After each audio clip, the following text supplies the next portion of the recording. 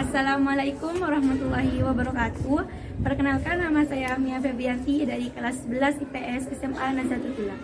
Di sini saya akan menjawab beberapa pertanyaan dari bab pendapatan nasional. Pertanyaan yang pertama yaitu, jabarkan apa yang dimaksud dengan pendapatan nasional.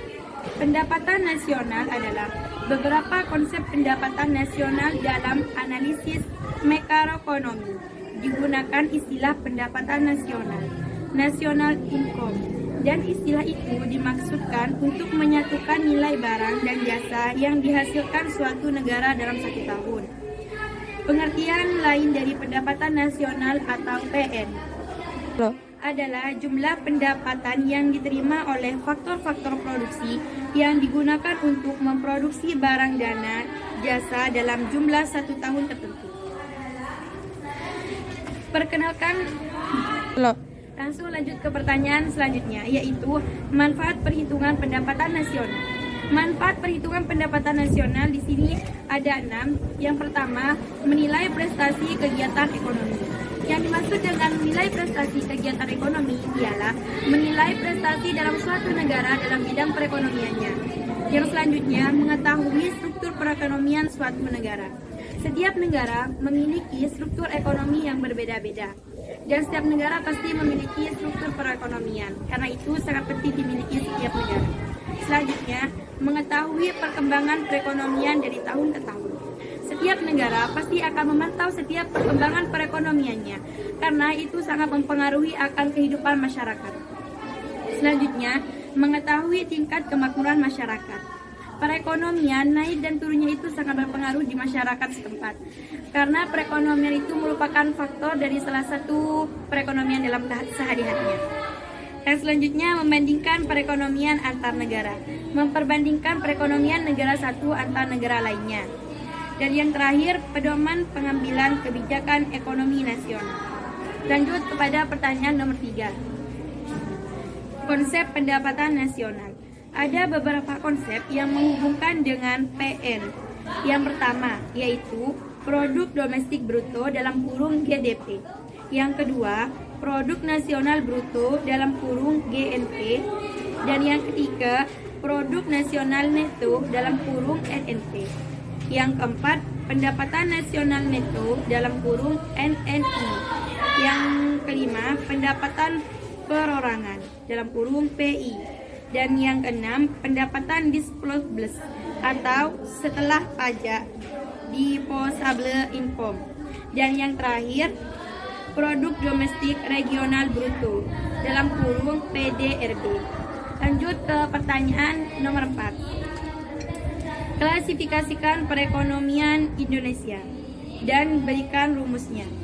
Perekonomian yang pertama yaitu produk domestik bruto, yang rumusnya adalah GDP. Pendapatan masyarakat DN dalam negeri dan pendapatan asing. Yang dimaksud dengan produk domestik bruto atau GDP merupakan jumlah produk berupa barang dan jasa yang dihasilkan oleh unit-unit produksi di dalam batas wilayah suatu negara atau domestik dalam satu tahun. Selanjutnya adalah produk nasional bruto atau GNP. Nilai produk berupa barang dan jasa yang dihasilkan oleh produk suatu negara. Yang rumusnya ialah GNP sama dengan pendapatan WNI DN ditambah pendapatan WNI luar negeri, pendapatan asing. Yang selanjutnya produk nasional neto atau NNP, yaitu penyusutan penggantian barang modal bagi peralatan produksi yang dipakai dalam proses produksi, yang memiliki rumus GMP sama dengan depresiasi dalam kurung penyusutan barang modal. Selanjutnya pendapatan nasional neto atau NNI, yang rumusnya NNI sama dengan NNP dikurangi pajak tidak langsung ditambah subsidi. Pendapatan perorangan atau PI, jumlah seluruh penerimaan yang benar-benar sampai di masyarakat.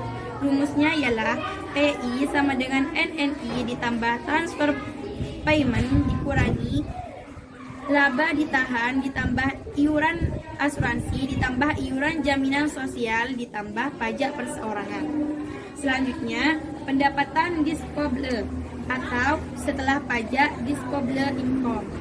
Pendapatan perorangan setelah dikurangi dengan pajak penghasilan.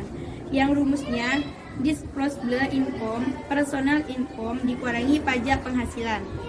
Yang terakhir ialah produk domestik regional bruto atau BDRB, yaitu jumlah keseluruhan dari nilai tambah bruto yang berhasil diciptakan oleh seluruh kegiatan ekonomi yang berada pada suatu wilayah selama periode waktu tertentu. Misalnya PDRB DKI Jakarta, PDRB Jawa Tengah, dan PDRB Sumatera Barat. Selanjutnya, tambahan manfaat pendapatan nasional. Pendapatan nasional merupakan pokok bahasan yang menarik karena sangat erat hubungannya dengan kesejahteraan dan kebijakan yang diambil oleh memperbaiki kondisi perekonomian. Secara umum, manfaat perhitungan pendapatan nasional adalah sebagai sumber informasi untuk sebagai berikut. Yang pertama ialah menganalisis perkembangan pendapatan dari tahun ke tahun. Yang kedua, mengetahui struktur perekonomian suatu negara, apakah negara agraris atau negara industri. Dan yang ketiga, mengetahui kemajuan suatu negara dalam mencapai kemakmuran. Ada juga manfaat pendapatan nasional sebagai berikut, yaitu menggambarkan jenis perekonomian dan strukturnya dari perhitungan pendapatan nasional.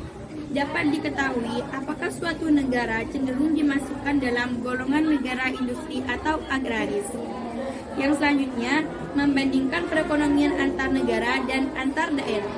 Dengan data perbandingan itu, kita dapat mengetahui mengapa pendapatan negara A rendah, sementara negara B tinggi, dan mengapa pendapatan provinsi yang satu tinggi, sementara provinsi yang lain rendah. Yang ketiga ialah membandingkan data pendapatan dari waktu ke waktu.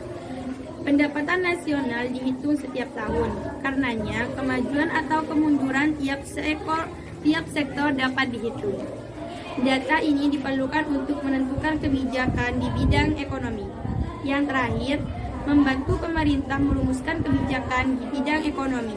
Dengan data yang tersedia, dapat diambil kesimpulan langkah yang harus diambil untuk memperbaiki perekonomian. Pertanyaan yang terakhir, klasifikasikan perekonomian primer, sekunder, dan tersier.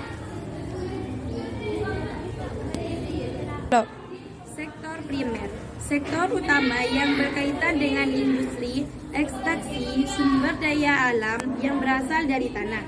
Contohnya ialah pertambangan, pertanian, produksi minyak, perikanan, dan kehutanan. Selanjutnya, sektor sekunder.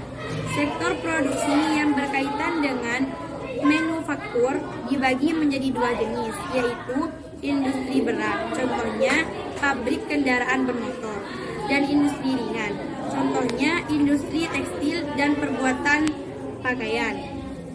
Dan selanjutnya, contoh dari efisien.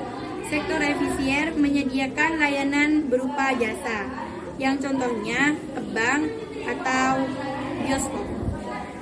Yang terakhir ialah manufaktur atau perusahaan yang memproduksi dari bahan baku mentah menjadi setengah jadi.